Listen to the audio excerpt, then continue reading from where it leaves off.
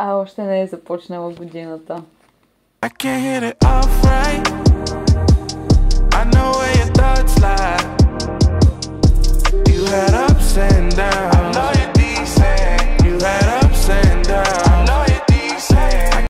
Днес е 23 януари, когато снимам това видео и само за този период малкото ни независимо издателство Стенопис успя да сбъдне цели 3 книги, което за такъв кратък период от време е и за едно малко издателство като нашето е наистина нещо голямо.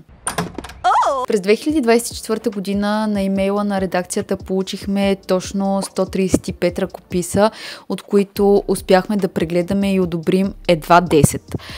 Тези 10 обаче определено бяха нещо, с което заспивахме и се будехме през последните няколко месеца, работейки по сбъдването на изключително красиви заглавия и автори, които заслужават уважение и внимание. Добре, приветствам всички ви! Автори, които намериха своят книжен дом именно в Стенопис, сбъдвайки своите дебютни книги.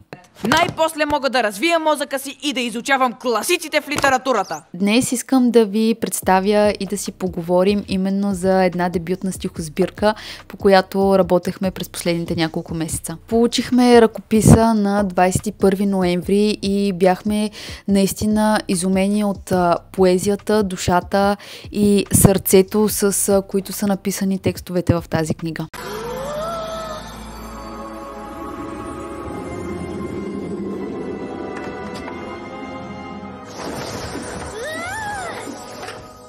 Днес, 2 месеца работа по-късно, с изключително много вълнение, трепет и много радост, искаме да ви представим дебютната поетична книга на Теодора Шеретова и нейното заглавие "Шепот на сърцето".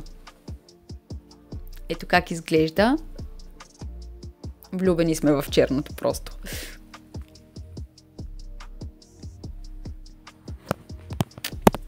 Когато за пръв път прочетох "Шепот на сърцето", още при получаване на ръкописа, знаех, че искам изключително много да сбъднем тази книга, именно заради начина, по който бяха изразени текстовете в нея.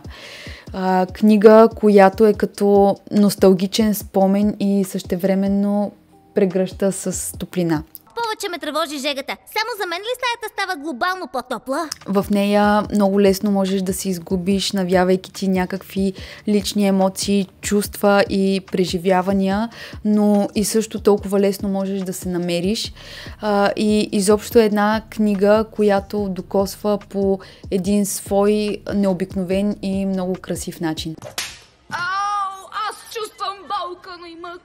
Нейната авторка, Теодора Шеретова, е на 25 години и е от красивото градче Хисаря, което никога не съм посещавала, но много ми се иска. Тя разказва, че за нея писането винаги е било утеха и е намирала вдъхновение и сила в думите, но до този момент не е имала смелостта да ги изрази.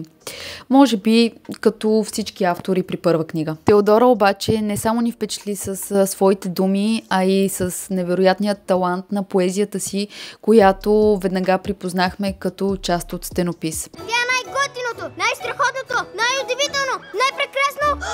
"Шепот на сърцето" е искрена, емоционална и много въздействаща стихосбирка, която е написана именно за хора, които търсят мъничко пламъче в сивите дни, за да си напомнят, че понякога дори в тъмнината трябва да горим. И то със сърце. Каква? Аз съм влюбен! Книгата вече е в предварителна продажба на нашия сайт издателство stenopis.com и можете да я поръчате, като всеки, който направи предварителна поръчка, ще може да държи книгата още на 12 февруари. Кликни! Определено ви препоръчваме, защото тиражът е крайно ограничен, а поръчките вече се трупат. Ще се радваме, ако това видео ви е харесало и бихте искали да ни подкрепите, да се абонирате за канала ни и да споделите това видео, като по този начин помагате за създаването на още такива. Благодарим ви! Това е за сега. Чао!